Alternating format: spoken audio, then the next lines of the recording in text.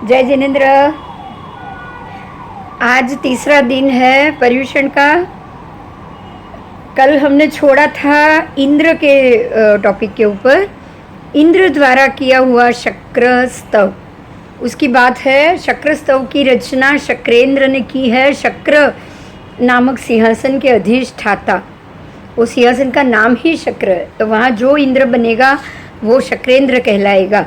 तो कल हमने ये देखा कि जो कार्तिक सेठ थे, कार्तिक सेठ, वो उन्होंने वहाँ पर अपनी आयु पूर्ण करके कार्तिक सेठ ने इंद्र के रूप में, कार्तिक सेठ ने जन्म लिया है। इंद्र के रूप में वो प्रकट हुए हैं और उनके ही पूर्व जन्म का जो वैरी था वो ऐरवण हाथी बना। तो वो हाथी ने अपने पूर्व जन्म के वैर के कारण वो इंद्र को देखकर ही वहाँ से भागा। ये सब हमने कल देखा।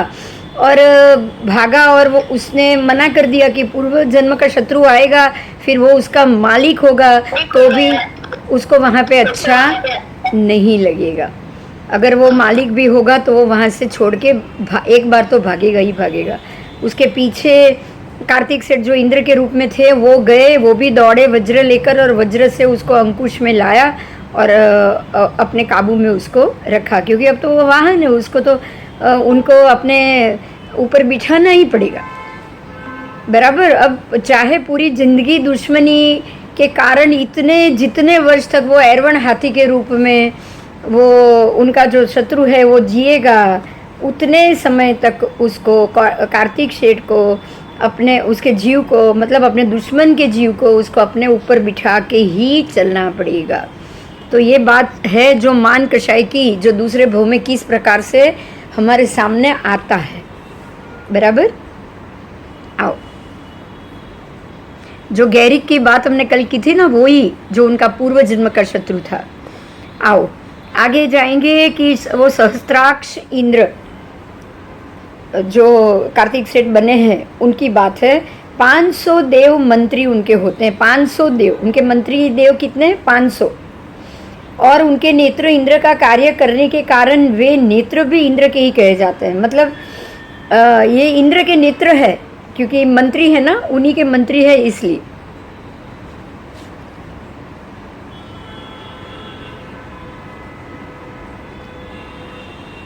तो इस प्रकार से इंद्र को 1000 आंख हो गई, 500 इंद्र मंत्री, और मंत्री की आंखें भी इंद्र को ही देख रही है और इंद्र का ही काम कर रही है।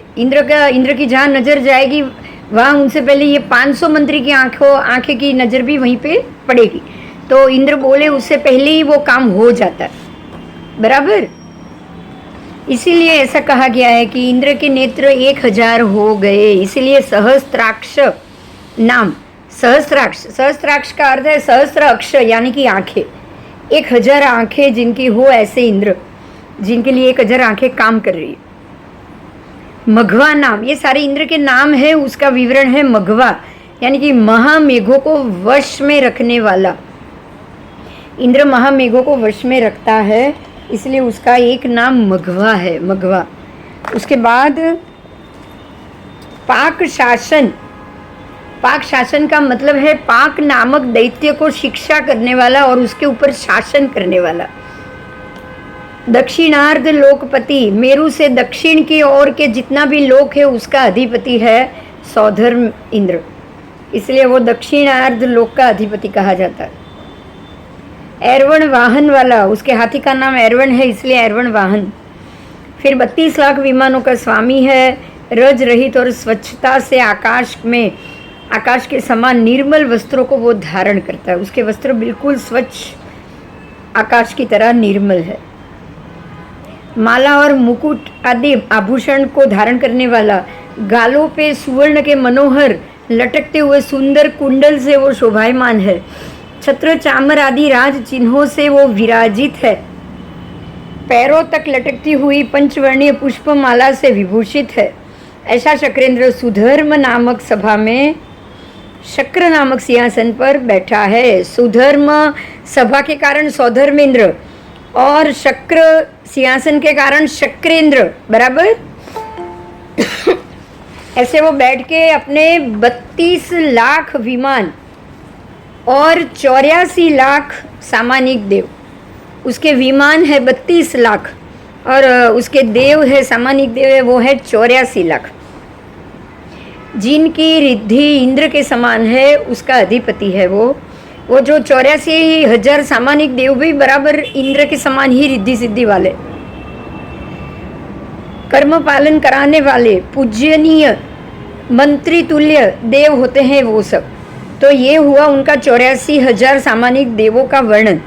अब है उसके 4 लोकपाल, प्रत्येक इंद्र के 4 लोकपाल, सोम, यम, वरुण और कुबेर। ये 4 दिशा के 4, सोम है पूर्व के, यम है दक्षिण के, वरुण है पश्चिम दिशा के और कुबेर है उत्तर दिशा के। 4 दिशा के 4 लोकपाल एवं पद्मा, शिवा, शची, अंजू, अमला, अप्सरा, नमिका, रोहिणी, ऐसे 8 नाम वाली उसकी 8 अग्र महिषी रानी, सौधर्मेंद्र की 8 अग्र महिषी रानियाँ और प्रत्येक के 16 हजार का परिवार।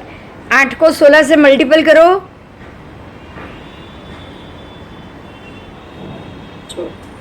6 48 અને 4 तो 96 कितने हुए ये? 96 16 8 96 પણ ટોટલ આપણે ગણીએ ને 8 और 96 16,000 यानी कि 96 16 ના 8 ગણા, 16 દુ 32, 64 અને 8 એટલે 16,000 96,000 देवियाँ हो गई कि नहीं परिवार में? हाँ, तो 96 देवियों का परिवार सिर्फ शक्रेंद्र का हुआ। उन सबके अधिपतिपन को पालन करता हुआ बाह्य पर्षदा, मध्यम पर्षदा, अभ्यंतर पर्षदा, 3 पर्षदा होती है देवों की, बाहर की अलग है, मध्यम अलग है, अभ्यंतर अलग, उसका अधिपत्य करते हुए 7 सैन्य का अधिपत्य करते हुए 4 दिशाओं में 84,000 आत्मरक्षक देवों का अधिपत्य कर्म करते हुए अनेक प्रकार के दिव्य नाटकों को देखता हुआ इंद्र अपनी सभा में विराजमान है। उस समय अपने विशाल अवधि ज्ञान से, उसने अवधि ज्ञान से देखा कि जम्बू द्वीप को वो देख रहा है और परमात्मा महावीर प्रभु को गर्भ में अवतरे देखा और इंद्र को अत्यंत हर्ष हुआ, बहुत खुशी हुई। उसने अवधि ज्ञान से देखा कि प्रभु देवानंदा माता की कुक्षी में प्रवेश कर चुके हैं, तभी माता को सपने आए। बराबर? हाँ, तो प्रभु माता की कुक्षी में प्रवेश कर चुके हैं, उसने देखा। तो अब इंद्र, हर एक इंद्र की अपनी अपनी जो हम बोलेंगे व्यवहार होता है, व्यवहारिक पद्धति होती है, वो उनको हर एक, जब इंद्र बनेगा तब उनको एक सूची दी जाती है कि उनको क्या क्या कर्म करना है। तो तुरंत अपने व्यवहारिक कर्म को देखते हुए ये अति हर्ष के आवेश में मेघ धाराहत विकसित कदम पुष्प के समान रोम राई उनकी विकस्वर हो गई। मतलब हम जैसे ये जो पूरा शब्द है ना, अति हर्ष के आवेश में मेघ धाराहत विकसित कदम पुष्प के समान रोम राई विकस्वर हो गई। मतलब जैसे हम सिंपल शब्द में जाने ना, तो जैसे हम बहुत खुश होते हैं तो हमारे सारे रुआड़े खड़े हो जाते हैं। बराबर? हमारे शरीर के सारे रोंगटे खड़े नहीं हो जाते हैं बहुत खुश हो जाओ तो? हो जाते हैं। हाँ, तो ये इनकी आगम की भाषा में इनका ये विवरण, उनके भी सारे रोंगटे खड़े हो गए। मतलब जो मेघधारा विकसित कदम पुष्प की तरह वो खिल चुकी, उनकी रोमराई खिल गई और वो सिंहासन से उठे, पाद पीठ पर पैर रखकर नीचे उतरे। सिंहासन से उठे और पाद पीठ होती है, उस पर पैर रखकर वो नीचे उतरे। नीचे उतरकर पादुका छोड़ दी उन्होंने और प्रभु की सन्मुख 8 दिशा, अब दक्षिण में भगवान है, दक्षिण भारत में, तो वो वहाँ से जहाँ बैठा था वहाँ से सिंहासन से वो दक्षिण की तरफ आए और दक्षिण की तरफ 8 कदम चले, 7-8 कदम वो चले और चल के उत्तरासन कर, उन्होंने उत्तरासन किया और हाथ जोड़कर बाएं घोड़े को ऊपर और दाहिने घोड़े को पृथ्वी पर टिकाया। जो चैत्यवंदन की मुद्रा हुई,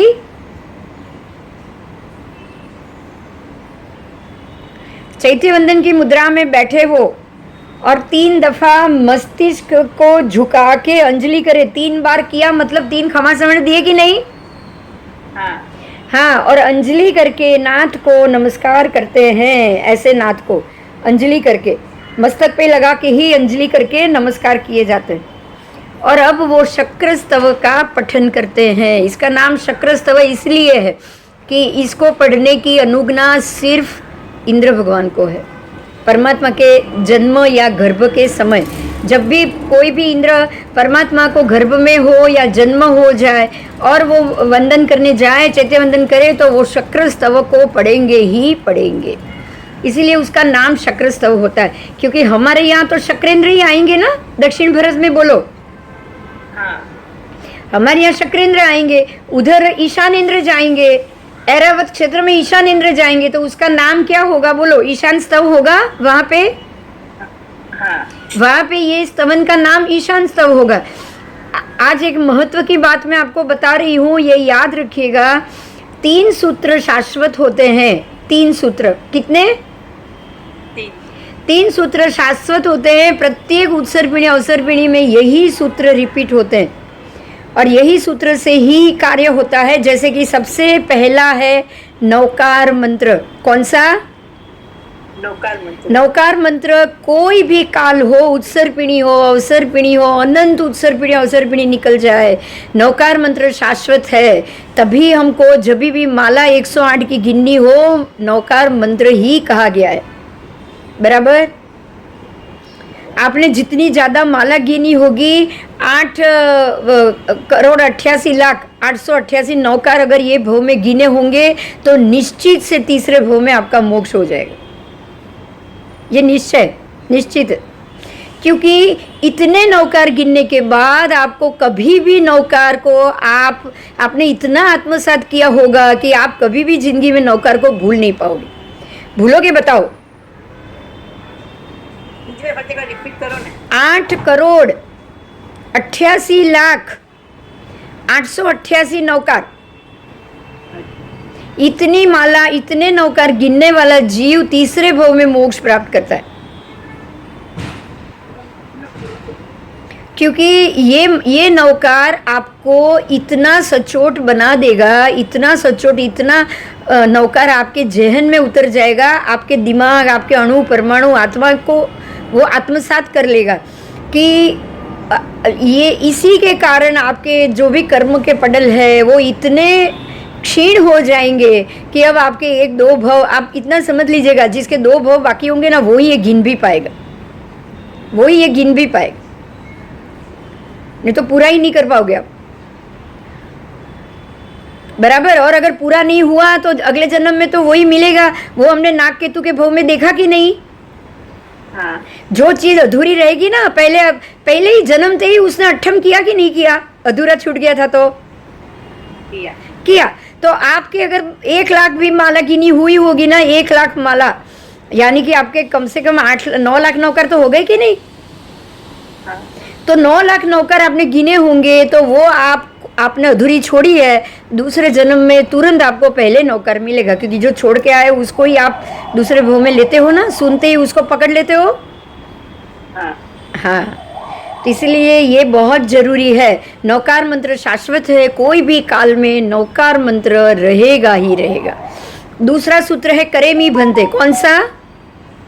करेमी भंते सूत्र ऐसा है कि किसी भी उत्सर पीढ़ी अवसर पीढ़ी में कोई भी व्यक्ति दीक्षा इसी सूत्र से लेता है।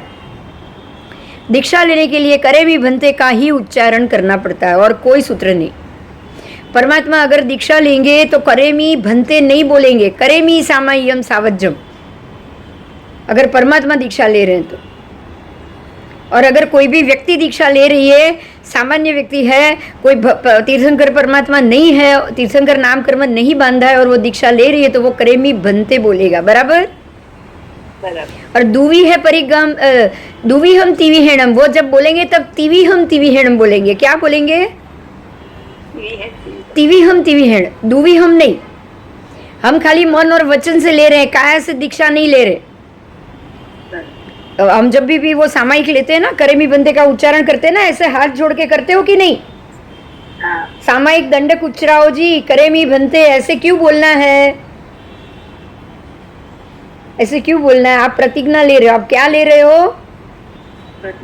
आप प्रतिज्ञा ले रहे हो, सामयिक दंडक का उच्चारण कर रहे हो, और वो भी दुवी है।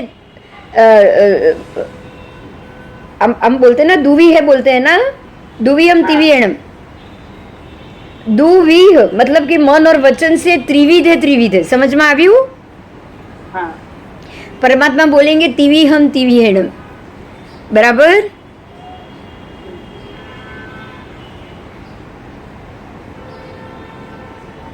अभी भी एक और शब्द है, सामयम सावज्यम जोगम सव्वम सावज्यम। परमात्मा क्या बोलेंगे? લાઈફ ટાઈમ કરવાનું. હા બરાબર, એમને લાઈફ ટાઈમ કરવાનું છે. એટલે જે પણ દીક્ષા લે એ સવ્વમ સાવજ્યમ બોલશે, બરાબર? બરાબર. सर्व प्रकारना सावध्य योगों को त्या। तो बस इस प्रकार से ये दूसरा हुआ करेवी बनते, और तीसरा हुआ नमुत्थुणम। कौन सा? नमुत्थुणम। कोई भी आर्य में कभी भी परमात्मा गर्भ में आए तब भी इंद्र आएंगे, नमुत्थुणम बोलेंगे। और परमात्मा का जन्म भी होगा तो उसके बाद भी आकर वो नमुत्थुणम बोलेंगे। जब भी इंद्र परमात्मा के पास आएंगे वो नमुत्थुणम बैठेंगे, शक्रस्तव बोलेंगे, चैत्यवंदन की मुद्रा में बैठेंगे और शक्रस्तव बोलेंगे, बराबर? हाँ आवे, भगवान पास आवे એટલે એ વંદન તો કરવાના જ છે, એટલે એટલી વાર નમુત્થુણમ બોલે. એટલે તો કારણ કે એ સૂત્ર જ એમનું. હવે નમુત્થુણમ જ્યારે સમજશો ને ત્યારે તમને સમજાશે કે એ શું બોલે છે. આપણને તો એમ ખબર છે કે નમુત્થુણમ બોલવાનું, બરાબર? પણ નમુત્થુણમ એ પરમાત્માના ગુણ છે જે ઇન્દ્ર વર્ણન કરે છે. અને એ વર્ણન કોની સામે કરે છે? સમવસરણમાં આવે તો પણ ઇન્દ્ર બોલે. એનું કારણ શું? કે તમે સમવસરણના બધા જીવો એ સૂત્ર સાંભળે, बराबर? हाँ चल। तो नीचे आए और 7-8 कदम चले, उत्तरासन को हाथ जोड़कर उन्होंने चैत्यवंदन की मुद्रा में बैठे, और अब वो वहां से शक्रस्तव पढ़ रहे, पर भगवान के पास नीचे नहीं आए, माता के पास नहीं आए। अभी इंद्र कहाँ से शक्रस्तव बोल रहे हैं?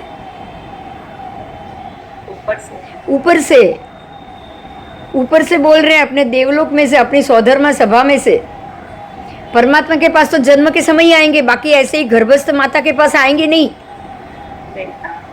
है ना?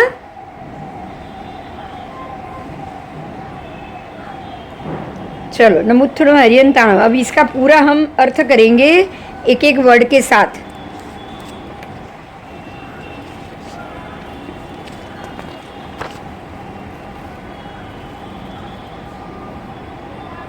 सबसे पहले तो 3 भुवन में पूजने योग्य कर्म रूप शत्रु को नाश करने वाले अथवा बीज, कर्म रूप बीज का अभाव करने वाले, ऐसे श्री अरहंत प्रभु को नमस्कार हो। अरिहंत परमात्मा को नमस्कार किया है।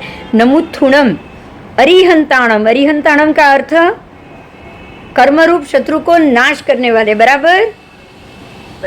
नमुत्थुणम का मतलब क्या है? पहले नमुत्थुणम, नमो, नमो और थुणम, थुणम का 3 हुआ, मतलब थुणम का अर्थ है 3, थुण 2 और थुण मतलब 3, बराबर? तो तीनों भुवन में पूजने योग्य मतलब नमुत्थुणम। थुणम यानी तीनों लोक में, नमो, नमो मतलब नमस्कार ने योग्य थयु, ત્રણેય લોકોમાં નમસ્કાર ને યોગ્ય, બરાબર? પછી अरिहंताणम। अरिहंत यानी कर्मरूप शत्रु को हणने वाले, नाश करने वाले। પછી भगवंताणम, ऐसे जो आप भगवान बन चुके हो, ऐसे भगवंत, कर्मरूप शत्रु को नाश करने के बाद वो भगवान बन चुके कि नहीं? हाँ, इसलिए भगवंताणम। उसके बाद आई ग्रहणम। आई यानी कि जो आदि होती है ना, आदि, आदि यानी शुरुआत, आदि यानी नया नया भव लेना। अभी मेरी आदि क्या है? अभी अंत आएगा, फिर दूसरी आदि हो जाएगी शुरू। तो अब ये परमात्मा तो आदि करने वाले नहीं हुए ना? नहीं। हाँ, क्यों नहीं हुए? क्योंकि कर्म बीज का अभाव करने वाले। वो क्यों नहीं हुए बोलो? બધા કર્મ કપાવી દીધા. કર્મનું બીજ જ એમણે અભાવ કરી નાખ્યો છે એનો. કર્મનું બીજ જ કાઢી નાખ્યું. बीज काढ़ो तो वे वृक्ष उगे ના. हाँ, तो कर्म बीज का अभाव करने वाले ऐसे तीर्थंकर परमात्मा, ऐसे भगवान, बराबर. कर्म बीज का अभाव करने वाले ऐसे अरियंत प्रभु को नमस्कार हो, बराबर. फिर है तीर्थयराणम, यानी कि तीर्थ की अपेक्षा करने वाले. देखिए, आई गराणम तीर्थयराणम, आदि એટલે आदेश्वर दादा ने पण आदि करी. હા. जब भी तीर्थ की स्थापना होती है तो वो परमात्मा के काल की आदि हो जाती है, बराबर. ऋषभदेव भगवान का काल था, वो ऋषभदेव भगवान ने उसकी आदि करी. महावीर स्वामी थे तो उन्होंने अपने महावीर स्वामी के समय की आदि करी कि नहीं. तीर्थ की स्थापना तो हर एक तीर्थंकर करेंगे तो वो तीर्थ की आदि करेंगे. तो आई गरणम तीर्थयराणम, ये दो चीज आ गई साथ में. अब आया स्वयं संबुद्धाणम, मतलब कि खुद स्वयं संबुद्ध हुए. उनको किसी ने दीक्षा दी, बताओ. ના. किसी भी तीर्थंकर परमात्मा को कोई दीक्षा नहीं देता, भगवान खुद दीक्षा लेते हैं और वो बोलते हैं नमो तीर्थस्स. क्या बोलेंगे? નમો તીર્થસ્સ. नमो तीर्थस्स, तीर्थ को नमस्कार करेंगे. तीर्थ को यानी कि आगे जो जो तीर्थंकर परमात्मा हो गए हैं उनको, बराबर. उनको अवधि ज्ञान तो है ही जन्म से. उनको पता है आगे कौन कौन हो गए, क्या क्या हो गए, उनको सब मालूम है, बराबर. बराबर. इसीलिए नमो तीर्थस्स बोलने वाले ऐसे तीर्थयराणम, और वो स्वयं संबुद्ध है, खुद ही ज्ञानी है. और अभी उनको अवधि ज्ञान हो गया के साथ ही जन्मे हुए हैं. जिस वक्त वो दीक्षा लेंगे उनको मन प्रयोग ज्ञान भी आ जाएगा. तुरंत दीक्षा ली और मन प्रयोग ज्ञान आ गया. तो स्वयं संबुद्ध हुए कि नहीं. હા. हाँ. पूरी सुत्तमाणम, पूरी सुत्तमाणम यानी कि अनेक अनंत गुण समूह के कारण, अनंत गुण समूह के धारक होने के कारण सर्व पुरुषों में उत्तम. पुरुष उत्तमाणम मतलब सभी पुरुषों में उत्तम, बराबर. બરાબર. अब ज्ञानादि गुण अपने आप उत्पन्न हो रहे हैं, स्वयं संबुद्ध हो रहे हैं. अंदर से ही ज्ञान बढ़ गया, उनका सम्यक दर्शन बढ़ गया, क्षायिक सम्यकत्व का उदय आ गया. तो अंदर से अब ये अंतिम भव है, तो ज्ञान तो पूर्ण रूप से भरा हुआ है. હા. थोड़ा बहुत ही बाकी होगा जो समय है खरने का, बराबर.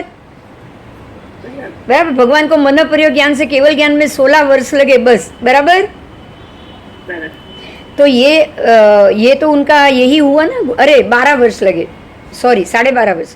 16 वर्ष केवली पर्याय था, 12.5 वर्ष लगे उनको. 12.5 वर्ष और मल्लीनाथ भगवान और वो सब कुछ परमात्मा को तो सुबह हुआ, शाम को ही केवल ज्ञान. ऐसा भी नहीं, हर एक का अलग अलग समय. ठीक है.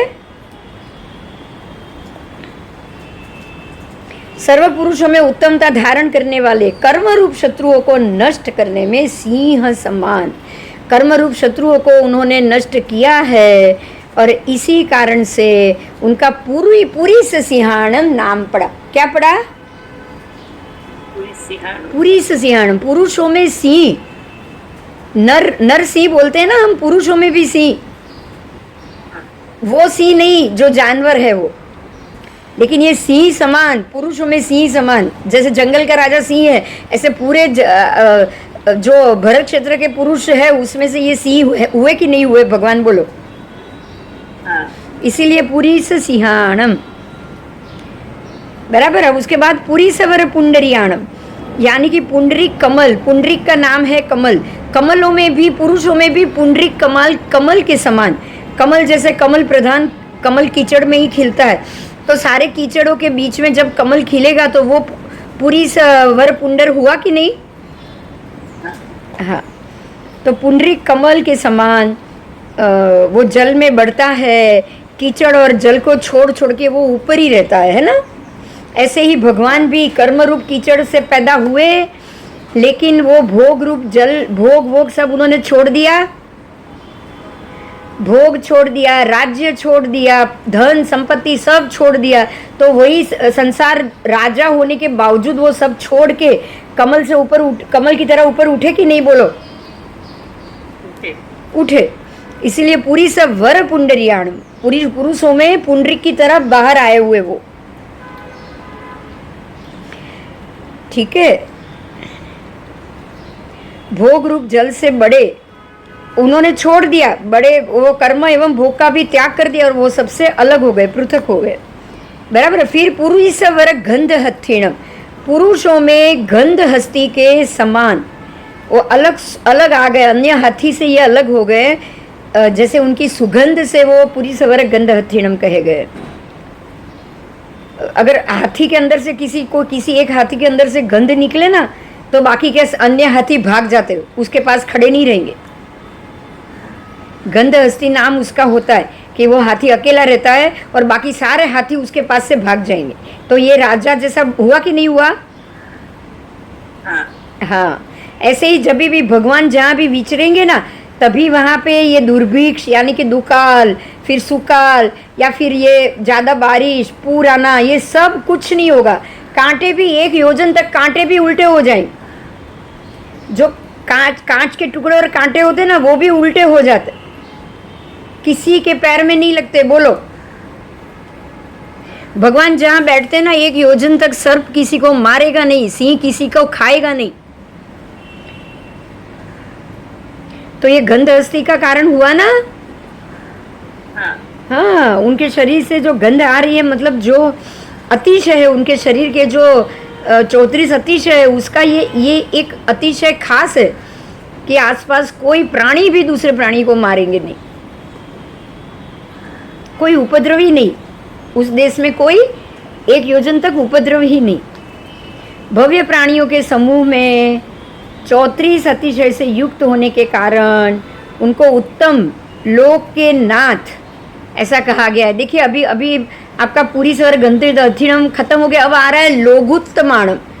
तो ये लोक में उत्तम हो गए, हुए कि नहीं? हाँ।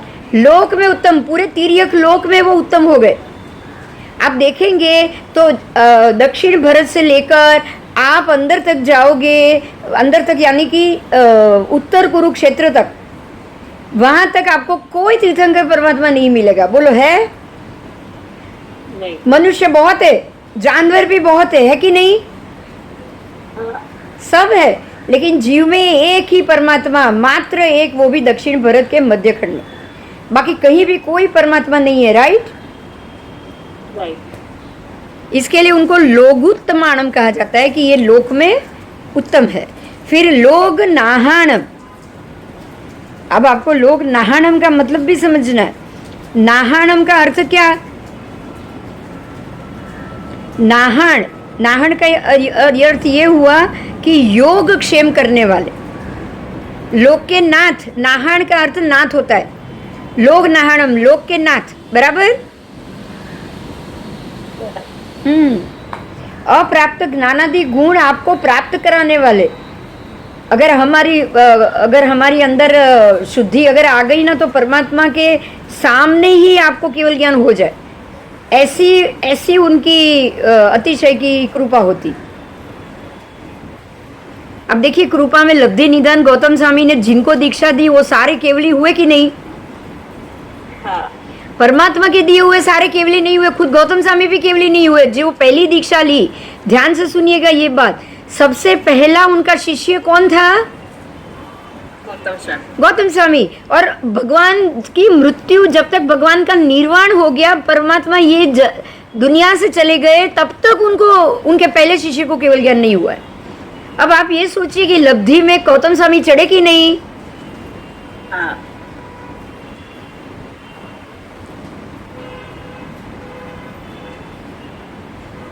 आओ,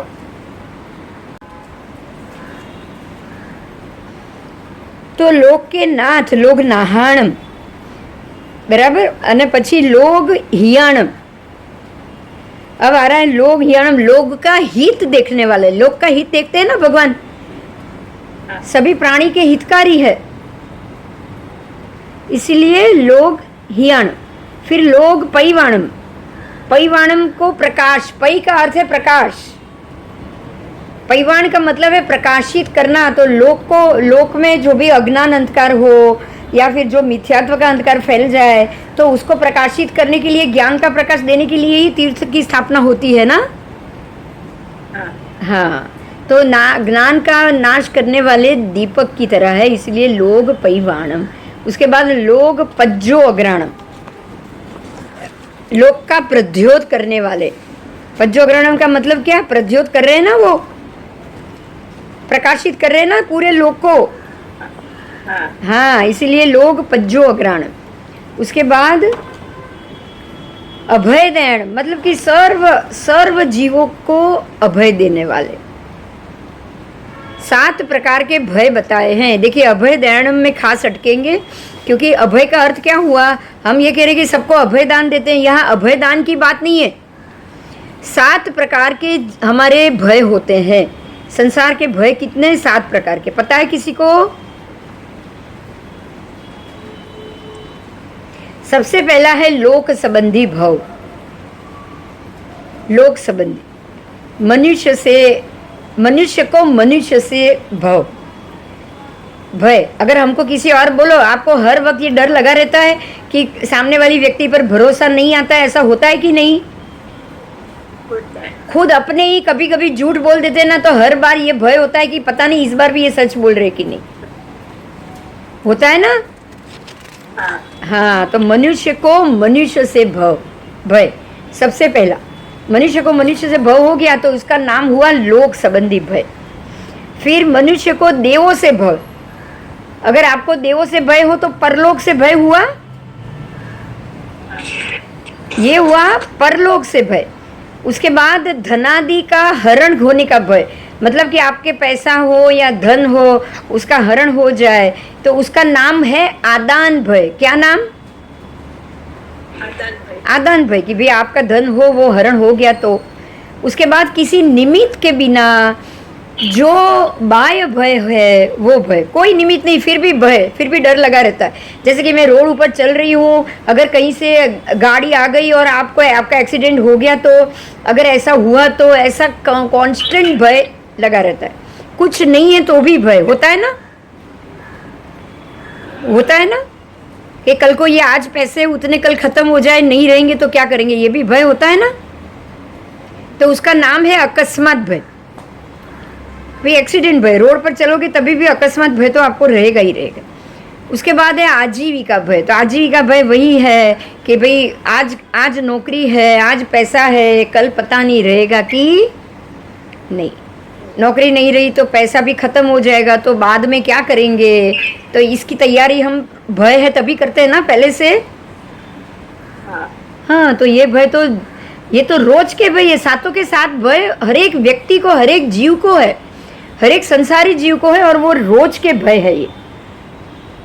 उसके बाद मरण भय, तो ये भी है, कब आ जाएगी नहीं मालूम, कैसे मरेंगे नहीं पता हमको। मैं खुद, मुझे ये भय रहता है कि पता नहीं उस वक्त मेरी क्या स्थिति होगी। बोलो, डर रहेगा कि नहीं? कोई पास में होगा कि नहीं, कोई ध्यान रखेगा कि नहीं। किसी को तो ऐसा ही लगता है कि घर वाले दुश्मन है तो कोई मेरे को जहर दे देगा, तो कोई मुझे मार डालेगा, तो इसका बहुत लोगों को भय रहता है कि नहीं? रहता है ना। हाँ, हाँ, तो ये हो गया मरण भय।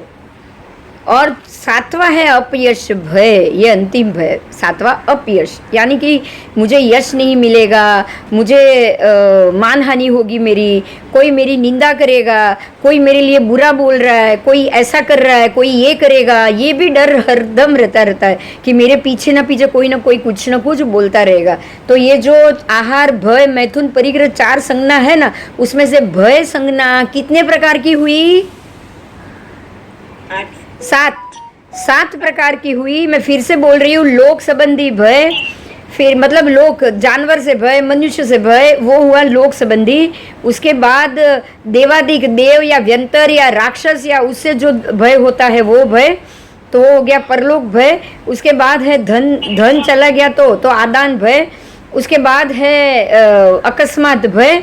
फिर 5वां है आजीविका भय, 6ठा है मरण भय और 7वां है अपयश भय। तो ये 7 प्रकार के भय से मुक्त कराने वाले तीर्थंकर परमात्मा, इसीलिए उसका नाम है अभय दयाणम। बराबर। बराबर। अभय, आपका अभय, आपके ऊपर अभय करने वाले, अभय की दया करने वाले, आपको अभय बनाकर आपको रास्ता बता रहे कि ये रास्ते पे चलो, आप अभय हो जाओगे। आपका और आपके लिए अभय की दया लाकर आपके सामने रखने वाले, इसीलिए अभय दयाणम। बराबर। उसके बाद आया चक्षु दयाणम। चक्षु दर्शन भी कराते कि नहीं? हाँ, आपको सम्यक क्या है, मिथ्यात्व क्या है, वो अलग अलग बता रहे हैं कि नहीं भगवान? बता रहे। भगवान के अलावा कोई नहीं बता रहा है भाई, कोई नहीं। तो श्रुत ज्ञान, नेत्रों के समान, मतलब कि चक्षु जैसे श्रुत ज्ञान देने वाले, चक्षु दयाणम। चक्षु ओपन, आप दृष्टि से देख सको, ऐसी दृष्टि, सम्यक को दृष्टि माना है, राइट? राइट। मिथ्यात्व को भी दृष्टि माना है। हाँ, हाँ, तो आपको सम्यक दृष्टि लानी है, मिथ्या दृष्टि को निकालनी है, तो आपको सच दृष्टि दे रहे कि नहीं? दे रहे। इसीलिए चक्षु दयाणम। कभी सोचा है, हम जब नमुत्थड़म बोलते हैं तो ये भाव आने चाहिए, बोलो, सोचा है ऐसा कभी भी? नहीं। हाँ।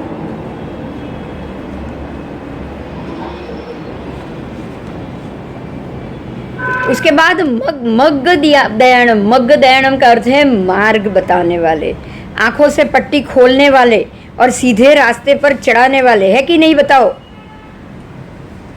है। है। तो आपको सम्यक दर्शन भी बता रहे हैं और मार्ग, सीधे मार्ग पे भी चढ़ा रहे हैं। बाकी तो संसार ने तो आंखों पे पट्टी बांध के आपके जो धन लूट वूट करके, धन मतलब ज्ञान का धन लूट के रखा है कि नहीं? बताओ। संसार में जो अभवी है वो क्या करते हैं? आपका ज्ञान लूट कर ले जाएंगे कि नहीं? बताओ। हाँ। परमात्मा कह रहे हैं कि भाई आंखों पे पट्टी खोलो और देखो कि संसार का मार्ग क्या है, कषाय का मार्ग क्या है और वितरागता का मार्ग क्या है। भगवान बता रहे हैं ना दोनों मार्ग, इसीलिए वो आंखों से पट्टी खोल रहे हैं और मार्ग बता रहे हैं। अभी अब 2 चीज लगाओगे तो चक्षु दयाणम मग्ग दयाणम आ जाएगा कि नहीं? हाँ। हाँ। उसके बाद शरण दयाणम, मतलब कि शरण देने वाले, शरणागत है हमारे। कौन है वो? शरणागत। बराबर। कैसे ही हो आप भगवान को प्रार्थना करो और जैसे ही परमात्मा के सन्मुख जाओ और राग द्वेष घटा दो तो वो आपको शरण दे देंगे कि नहीं? बताओ। संसार के भयभीत मनुष्यों को शरण देने वाले। बराबर। ऐसे उपकारी है वो। शरण दयाणम। फिर जीव दयाणम, मतलब प्रत्येक जीव पर दया, वो तो परमात्मा ही बता रहे हैं, हमको सिखा रहे हैं, सभी जीव करूँ शासन ऋषि बताओ। हाँ। हाँ, तो ये तो परमात्मा का ही सूत्र है, इसीलिए जीव दयाणम। तो मृत्यु के अभाव रूप जीवन भी दे रहे हैं और जीवों के प्रति दया भी बता रहे हैं। उसके बाद जीव दयाणम, फिर धम्म दयाणम धम्म देशयाणम। देखिए वो धर्म भी बता रहे हैं, किस प्रकार से आपको आराधना करनी चाहिए, किस प्रकार से आपको सभी जीवों से, जीव विराधना से बचना चाहिए, बता रहे कि नहीं? बता रहे हैं। और धम्म देशयाणम, तो धर्म बता रहे हैं और धर्म की देशना तक दे रहे हैं। जितने भी समय परमात्मा केवली बनने के बाद अंतिम निर्वाण तक रहेंगे तब तक वो रोज समवसरण करके धर्म देशना देंगे कि नहीं? बताओ। देंगे। तो ये धम्म दयाणम धम्म देशयाणम, यानी कि सम्यकत्व का प्रकाश करना, चारित्र रूपी धर्म की ज्योति दिखाना। बराबर। धर्म का उपदेश देना, धर्म के नायक। तो धम्म नायगाणम धम्म सारहीणम, तो धर्म रथ के नायक है वो। हाँ। धर्म बताने वाले, उन्होंने ही ये धर्म बताया है। मोक्ष का धर्म परमात्मा ने बताया है, संसार के त्याग का धर्म परमात्मा ने बताया। इसीलिए धर्म दयाण धम्म नायगाणम, यानी कि नायक जो बताने वाला है वही लीडर हुआ ना। हाँ। और धम्म सारहीणम, मतलब धर्म के सारथी भी वही हुए बचाने वाले भी वही हुए। हम अर्जुन को रथ के सारथी कृष्ण को मानते हैं कि भाई देखो कृष्ण सारथी है, हकीकत में सारथी कौन है? तीर्थंकर परमात्मा। कौन है? हाँ, साथी उन्मार्ग में जाते हुए रथ को सही मार्ग पे ले जाता है कि नहीं? तो हम लोग भी, हमारे जैसे जीव, अकर्मी जीव उन्मार्ग पे जा रहे हो तो उनको धर्म क्या है बताना, समझाना।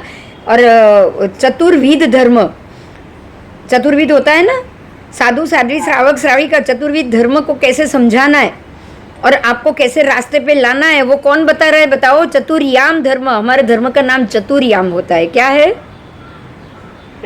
चतुर्याम। 4 गति है, देव, नरक, तिर्यंच, मनुष्य, चारों को छोड़ना है, पंचमी गति को लेना है, तो चतुर्याम हुआ, 4 रास्ते वाला हुआ ना। अब ये चारों गति चतुर्याम को छोड़ो और धर्म अपनाओ, ऐसा धर्म अपनाओ जो वितरागता है, तो आप मोक्ष ऊपर जा पाओ और पंचमी गति में जाकर बैठ जाओ। तो ये बताने वाले कौन? धर्म के सारथी परमात्मा। तो ऐसे हमको हिलाकर यहाँ स्थिर करते हैं। अब देखिए यहाँ पे एक और उदाहरण दिया है, वो है मेघ कुमार का, तो उसको हम पहले सुनेंगे। कोई प्रश्न है तो बताओ। यहाँ महावीर स्वामी की बात है, मेघ कुमार का दृष्टांत है। एक बार परमात्मा राजगृह नगरी में पधारे थे और उनकी देशना सुनकर श्रेणिक राजा और धारिणी रानी, श्रेणिक राजा, धारिणी रानी त्रिशला माता की बहन है, मतलब परमात्मा की मासी, बराबर? पता है ना? श्रेणिक राजा परमात्मा के मासा होते थे। तो उनके पुत्र मेघ कुमार की बात है, मेघ कुमार। अब मेघ कुमार की बात आ रही है, तो मेघ कुमार ने बड़ी कठिनाई से माता पिता की आज्ञा ली और स्त्रियों को त्याग कर, अपनी पत्नियों को त्याग कर उन्होंने दीक्षा ले ली, बराबर? मेघ कुमार को मन हो गया कि मुझे दीक्षा लेनी है। श्रेणिक राजा धारिणी देवी को मुश्किल से मनाया और अपनी पत्नियों को भी छोड़ा और उन्होंने दीक्षा ली। दीक्षा ले ली, शिक्षा देने के लिए भगवान ने, परमात्मा महावीर के स्वामी के हाथ नीचे ही दीक्षा ली। भगवान ने उनको शिक्षा देने के लिए अपने दूसरे स्थविर मुनियों को सौंप दिया। अब ये राजकुमार है और शरीर थोड़ा सुकोमल है। एक दिन ऐसा हुआ कि उपाश्रय में क्रम से मुनियों का संथारा किया, तो संथारा सबसे बाद में मेघ कुमार का संथारा हुआ और वो दरवाजे के निकट हुआ। तो हुआ ये कि जब सुबह का समय हुआ, रात को जो भी मात्रा और लघु नीति जब जिनको जिनको जानी थी, वो सारे मुनि आते जाते उनके चरण रज से मेघ कुमार का संथारा भर गया, क्योंकि वहाँ से निकलना था सबको, दरवाजे के पास उनका संथारा था। तो बाहर जाने के लिए, ठंडी मात्रा के लिए बाहर जाने के लिए जितने जितने मुनि रात से लेकर सुबह तक वहाँ से पसार हुए, वो सारे मेघ कुमार के संथारे के ऊपर से निकले और उसी के कारण से उनका पूरा संथारा मिट्टी से भर गया, चरण रज से भर गया। बाहर जाएंगे, मिट्टी वाले पैर लेके आएंगे तो आने जाने में हो जाएगा ना। हाँ, तो इसलिए उनको सारी रात नींद नहीं आई मेघ कुमार को, और उन्होंने ये सोचा कि भाई मैं कहाँ वो महल में सुख सैया में सो रहा था और कहाँ ये मेरा धूल से भरा संथारा। तो उनका मन उद्विग्न हो गया और जमीन पर लेटने का दुख मुझसे अब सहन नहीं होगा, ऐसा उन्होंने सोच लिया कि ऐसे धूल वाले संथारे में तो मैं नहीं रह पाऊंगा। और उन्होंने दूसरे दिन वो भगवान के पास आए।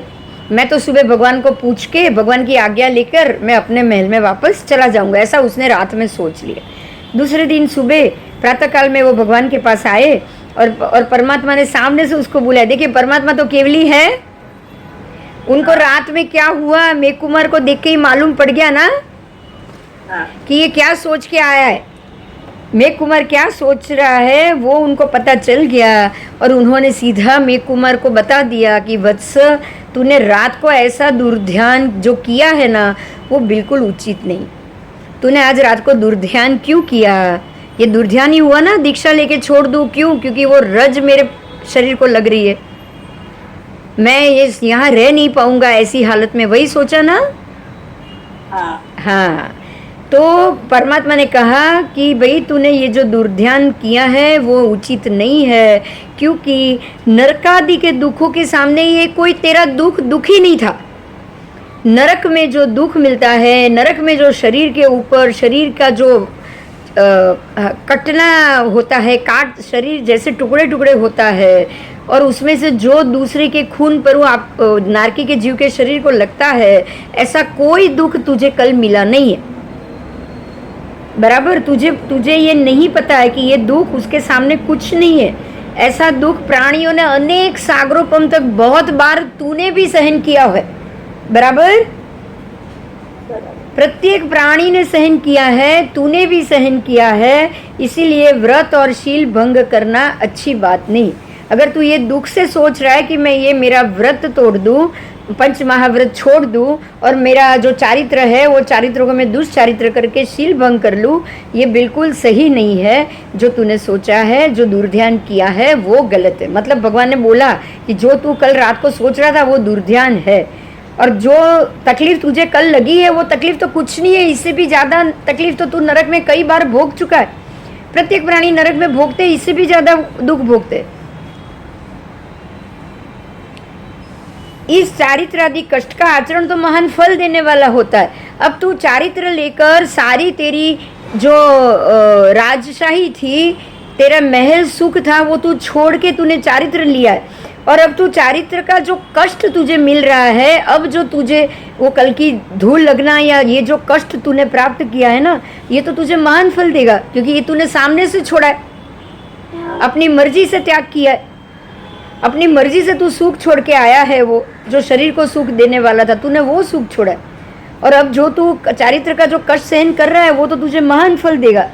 तूने स्वयं ही धर्म भाव से पूर्व भाव में कष्ट सहन किया था, अपनी मर्जी से। तूने अपनी मर्जी से कष्ट सहन किया था पूर्व भाव में, और उसी से तुझे ये दीक्षा का अवसर मिला। तूने दीक्षा क्यों ली ये तू सुन। ऐसा उन्होंने कहा कि तू अपने पूर्व भवों का वृतांत सुन। बराबर, आज से तीसरे भव में एक भव छोड़ के उससे पहले के भव में तू वैताडय पर्वत पर सुमेर प्रभ नाम का हाथी बना था। तेरा जन्म हाथी के रूप में हुआ था। वैताडय पर्वत पर सुमेर प्रभ नाम था तेरा, और वैताडय पर्वत पर तू हाथी था।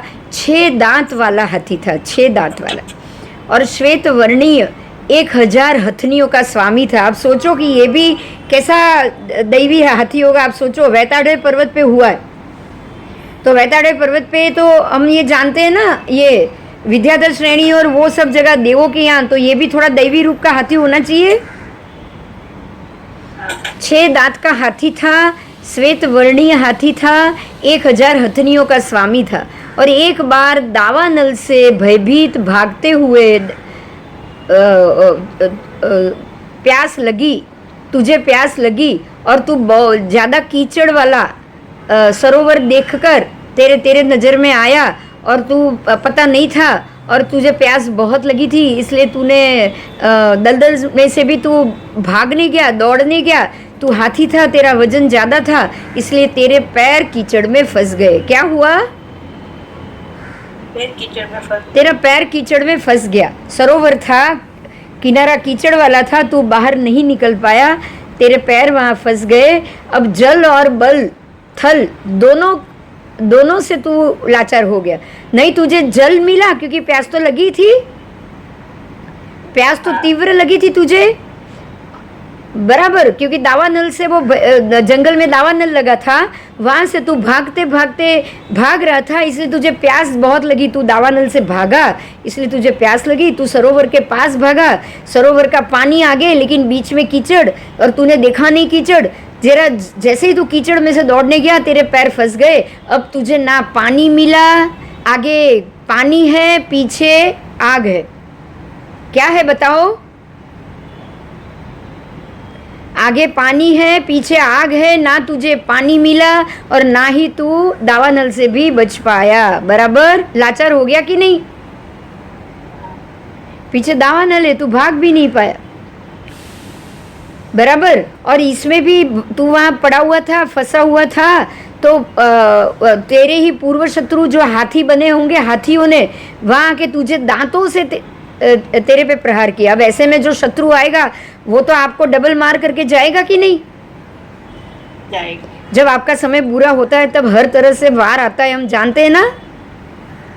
हाँ। समय जब बुरा चलता है ना तब शत्रु भी आके आपको ढूंढ के आएंगे और आपके ऊपर वार करके जाएंगे, जाएंगे ना। जाएंगे। तभी आपको पता है हम बोलते हैं कि जो भोले होते हैं ना उनकी तो कसौटी बार बार होती है, जो भगवान के भक्त होते हैं ना उनकी कसौटी बार बार होती है। आप बोलते हो कि नहीं बोलते हो? बताओ, बोलते हो ना? हाँ। जो सरल है, जो भोले हैं, उनकी कसौटी बार बार होती है। क्यों? हर जगह से कसौटी होगी, क्यों? अब देखो, ये इसका तो तीसरे भव में मोक्ष है, मेघ कुमार का। हाँ। तीसरे ही भव में मोक्ष है, तो एक भव से पहले हाथी के भव में क्या होगा बोलो? सारे शत्रु आएंगे कि नहीं बदला लेने के लिए? आएंगे। छोड़ेंगे क्या बताओ? क्योंकि इनके भव ही नहीं है ज्यादा। नहीं छोड़ेंगे। छोड़ेंगे ही नहीं, भव ही नहीं है। मेघ कुमार के आगे भव ही नहीं है। इसी मेघ कुमार के भव में तो वो मोक्ष चले गए। तो एक ही भव पहले, तो जितने शत्रु होंगे सारे आ जाएंगे कि नहीं? इसलिए एक बात याद रखना, आप ऐसे ही उदाहरण से याद रखना कि अगर आपके इस जन्म में दुश्मन ज़्यादा है, मतलब आपको हर तरह से वार ज़्यादा आ रहा है, आप कितना भी सरल बनने की कोशिश करो, आपके दुश्मन ज़्यादा हो रहे हैं, तो समझ लो आपकी आप कर्म चुका रहे हो। अब क्या आपको बेचैनी होगी? बताओ। नहीं होनी चाहिए ना। श्रेणिक राजा को उसके बेटे कुणिक से ही तकलीफ ज्यादा हुई। वो बिल्कुल बेचैन हुए नहीं। क्योंकि भगवान ने बता दिया था कि तू भी मेरी तरह अगला ही भव में एक नरक में जाएगा, उसके बाद सीधा तुझे मोक्ष है। भगवान ने बता दिया था ना। हाँ। अब तो वो भी समझ गए कि अब तो सारे के सारे मेरे से मेरा कर्जा लेने आएंगे, हिसाब चुकाने आएंगे। तो कोणिक जो कर रहा था हिसाब ही ले रहा था ना। कोणिक तो 7वीं नरक में गया हुआ था। बोलो, कहां से वापस श्रेणिक राजा को मिल पाता? नहीं मिल पाता। तो उसको तो बेटे बनकर आया है, लेकिन हिसाब तो चुकता उसको बाकी ही था ना करने का। तो यहाँ भी मेघ कुमार को हिसाब बाकी था, इसलिए बाकी के जो दूसरे हाथी जिनके कर्म बाकी होंगे ना, पूर्व जन्म की शत्रुता होगी ना, वो सब आकर उसको दंतशूल से मारने लगे। उनके अपने दंतशूल उसके शरीर में गाड़ने लगे, तो शरीर से खून निकल जाएगा। हाँ, तो अब क्या हुआ? तो पूर्व शत्रु हाथियों ने वहां आकर दांतों से प्रहार किए और वो वेदना से 7 दिन तक, कितने दिन तक वो वहां जिंदा रहे? वो 7 दिन में आप सोचो उनके शरीर की क्या हालत हुई होगी, हाथी की। सोचो जरा, 7 दिन तक तूने सहन किया, 120 वर्ष का आयु पूर्ण किया वो हाथी ने। शरीर से खून निकल रहे हैं, कोई मदद नहीं, 7 दिन तक बिना पानी के रहे कि नहीं? प्यास लगी थी बिल्कुल। बिना पानी के 7 दिन उसने निकाले, तो 7 दिन की तो 7 उपवास हो गए, 24 हुए ना। और ऊपर से शत्रु हाथी आए, उन्होंने मारा, ये शांति से सहन किया, वो सब अलग। और मेघ कुमार तू ये भव में मिट्टी से डर रहा है। क्लियर हो रहा है भगवान क्या समझा रहे हैं? हाँ, वहां से मरने के बाद वो फिर से दूसरे ही भव में विंध्याचल पर्वत पे लाल रंग के 4 दांत वाला हाथी हुआ। वो 6 दांत वाले हाथी वैताड़े पर्वत पे हुए थे। अब वो विंध्याचल पर्वत में हुए। विंध्याचल जो आबू अर्बुदगिरी की जो है ना, वो सारी विंध्याचल की पर्वतमाला है। वहाँ पे तू 4 दांत वाला हाथी हुआ, लाल रंग का, बराबर। हाँ, हाथी से मरने के बाद ये हाथी हुआ है। वहाँ 1000 हथनियाँ थी, यहाँ 700 हाथी का स्वामी, बराबर। फिर से वो हाथी बना। अब उसको जब तू हाथी बना है, अब देखो एक ही भव में मोक्ष है, तो ये तो एक अगला ही भव हुआ ना उसका। तो अब उनको जाति स्मरण ज्ञान हुआ। क्या हुआ? जंगल देखकर पिछले जंगल के समय पे दावानल हुआ था, ये खाली जाति स्मरण ज्ञान हो गया कि अगर मैं जाति स्मरण यानी कि उसको याद आ रहा है कि ऐसे ही जंगल में मैंने आग देखी थी और मैं भागा था, वो जाति स्मरण ज्ञान होता है, बराबर। अब ऐसे में उसने क्या किया कि कहीं वापस आग न लग जाए, ऐसे कोई स्थिति ना हो जाए, इसीलिए ये हाथी ने कुछ बड़ा सा एरिए का, झाड़ का, जंगल का, पेड़ सब उखाड़ के फेंक दिए। पेड़ उखाड़ रहा है, फेंक रहा है, उखाड़ रहा है, दूर जाके फेंक रहा है, उखाड़ रहा है, ऐसे बड़ा सा मैदान बना दिया। और वो मैदान बनाने के बाद, खुला मैदान बनाने के बाद, अब उसने क्या किया कि अब वो शांति से बैठ गया, खुला मैदान बड़ा बना दिया, ये सोच के कि कहीं आग लगे तो मेरे सारे जो प्राणी हैं वो सारे ये मैदान में आके खड़े हो जाए और वो लोग के दावा न लगने से उनके प्राण बच जाए। सिर्फ इतना सोचा। समझ में आ रहा है? हाँ, तो तूने ये ऐसा किया पूर्व भव के स्मरण के कारण, दावानल से बचने के लिए 1 योजन प्रमाण ऐसा मंडल बनाया, 1 योजन। और वर्षा काल से पहले, मध्य में और वर्षा के अंत में जब भी वहाँ वो मंडल में घास इकट्ठा होता था, वो जा के तू तोड़ तोड़ के फेंक देता था। मतलब तू वहाँ बीच में, वर्षा से तो कभी भी झाड़ उग सकता है ना, पर तूने उसको उगने भी नहीं दिया। और ऐसा को बहुत समय के बाद फिर से एक दावानल हुआ। जंगल में तो दावानल हो जाता है, 2 लकड़ियाँ घिसने से भी हो जाता है। और सारे प्राणी भाग रहे थे, तो तूने सबको इशारा करके वो मंडल में इकट्ठा किया। सारे प्राणी वो मंडल में इकट्ठे हो गए, एक के बाद एक, इतना बड़ा जंगल, इतने सारे प्राणी, वो 1 योजन का मंडल, फिर भी जगह कम पड़ी। और तू भी वहाँ पे शीघ्र ही बाहर से वहाँ के खड़ा था, इसलिए सारे प्राणी अंदर आ रहे थे, तेरे 2 पैर के बीच में भी सब आके बैठ गए। और ऐसे में तू वहाँ पे ही ऐसे खड़ा था, तो हुआ ये कि मंडल में सारे जानवर तो आकर बैठ गए थे, लेकिन तेरे पैर में खुजली हुई, तेरे शरीर में खुजली हुई, और तूने अपना खुजली करने के लिए 1 पैर उठाया। क्या किया? 1 पैर उठाया। वो पैर से ही खुजली करेगा ना हाथी, तो तूने 1 पैर उठाया और उस वक्त थोड़ी जगह हो गई, तेरा पैर उठ गया तो जगह हो गई, तो तू अभी खुजली करके वापस पैर रखे, उससे पहले ही वहाँ पर एक ससला आके बैठ गया। कौन बैठा? छोटा सा ससला आकर बैठ गया। अब जैसे तू पैर रखने गया तो खरगोश बैठा है, तूने देखा कि वहाँ एक खरगोश आकर बैठ गया, तो अब खरगोश के ऊपर तो तू पैर नहीं रख सकता था, इसलिए तूने 1 पैर को ऐसे ही खड़ा रखा ना उसने। अब खड़ा रखा, 3 पैर पे तू खड़ा है, खुजली करके पैर नीचे रखने की जगह नहीं मिली, खरगोश के ऊपर पैर ना लग जाए ये तेरे ध्यान में भी है, और तू ये ध्यान से खड़ा है कि खरगोश को कुछ नहीं होना चाहिए, मतलब जीव दया का पालन हुआ। हाँ, तो दया आने के कारण तूने 2 दिन तक 1 पैर अधर रखा। 2 दिन तक वो दावानल शांत नहीं हुआ और प्राणी बाहर निकले नहीं मंडल से। 2 दिन बाद ये दावानल शांत हो गया और सारे प्राणी अपने अपने स्थान पे जाने लगे, अलग अलग जगह पे जाने लगे। तब जगह हुई मंडल में, वो ससला भी निकला और तब जाके तुझे पैर नीचे रखने के लिए जगह मिली।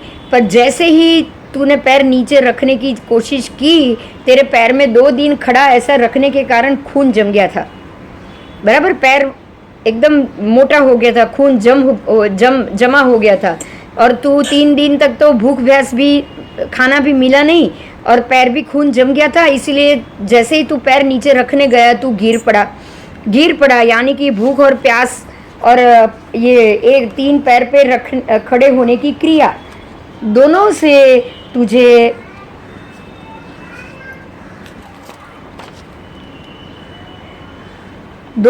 तुझे ये सहन करने के कारण तेरा आयुष्य पूर्ण होने का समय आ गया और 100 वर्ष की आयु तेरी हो गई थी। तो 100 वर्ष की उम्र में तेरे से ये सहन नहीं हुआ 3 दिन का भूखा रहना और पैर को 2 दिन तक खड़ा रखना, ये तेरे से नहीं सहन हुआ और तू आयु पूर्ण करके वहाँ से मरने के बाद श्रेणिक राजा और धारिणी रानी के यहाँ पुत्र हुआ है। ये मेघ कुमार के पूर्व 2 भव थे, उसके पहले भव में भी हाथी, दूसरे भव में भी हाथी। और अब कह रहे हैं कि हे मेघ कुमार, उस समय तो पशु के भव में भी तूने धर्म किया है, धर्म के लिए कष्ट सहन किया, जीव दया का पालन किया। जीव दया ही सबसे बड़ा धर्म है और तूने उसका पालन किया था और तू अपने शरीर के इतने कष्ट को सहन कर रहा था, तो अब तो तू वंदनीय मुनियों की चरण रज से क्यों दुखी हो रहा है? बराबर? बराबर। तेरे शरीर पर चरण रज उड़ रही है और तू दुखी हो रहा है, और वो भी वंदनीय मुनियों की। तो प्राणियों के दुख को दूर करने वाला, निरंतर उनका वो ससले का, खरगोश का सुख सोचने वाला कि गलती से भी वो मर ना जाए। तो 3 दिन तक तू भूखा भी रहा, 2 दिन तक तूने पैर जमीन से अद्धर भी रखा। इतना करने के बाद तू आज ये खाली चरण रज से दुखी हो रहा है। तो ये सुन के ही अपना पूर्व भव का ऐसा उपदेश परमात्मा ने उसको दिया और उसको धर्म में स्थिर किया। और मेघ कुमार भी अपने पूर्व भव को वृतांत उसने जैसे ही सुना, उसको भी जाति स्मरण ज्ञान हुआ, क्योंकि अंतिम भवी है। ध्यान से सुनिएगा, जाति स्मरण ऐसे ही नहीं होता है। जब आपके 1-2 भव बाकी रहे ना, तभी ये होता है। बराबर? तो जाति स्मरण ज्ञान होने से ही उनको सपोर्ट मिलता है ना आगे बढ़ने के लिए। हाँ, तो अब उसने सारा अपने नेत्र को वर्जित कर लिया, केवल नेत्र को। उसने केवल नेत्र को वर्जित करके, हाँ बेटा बाय, वर्जित करके अपना सारा शरीर मुनियों की सेवा में मेघ कुमार ने समर्पित कर दिया। बराबर? अभी भी उनका ये भी भव, अभी एक भव बाकी है, एक और भव उनका बाकी था। ये भव भी उनका अंतिम नहीं था मेघ कुमार का। तो क्रम से निरतिचार चारित्र का वो पालन कर रहे थे। और मेघ कुमार अंत में 1 महीने की संलेखना करने के बाद विजय नामक विमान में देव हुए। और अब वहाँ से देव भव पूरा करके एक और मनुष्य भव उनका आएगा, और वहाँ से सीधे महाविदेह क्षेत्र में जन्म लेकर मोक्ष पद को प्राप्त करेंगे। अब आप सब समझिएगा कि वो मोक्ष पद का, महाविदेह का भव, उससे पहले देव भव, उससे पहले मेघ कुमार का भव, और उससे पहले के 2 भव। तो 5 भव के अंदर अंतिम 5 भवों में, उनके पिछले 2 भव में जाति स्मरण ज्ञान हुआ ना। हाँ, तो ये जीव को बहुत काम आता है। जाति स्मरण ज्ञान हो जाए ना, इससे उत्तम कुछ नहीं, क्योंकि आप कहाँ थे, कैसे थे, कौन सी जाति में थे, ये सब आपको याद आ जाता है। तो ये हुआ मेघ कुमार का वृत्तांत।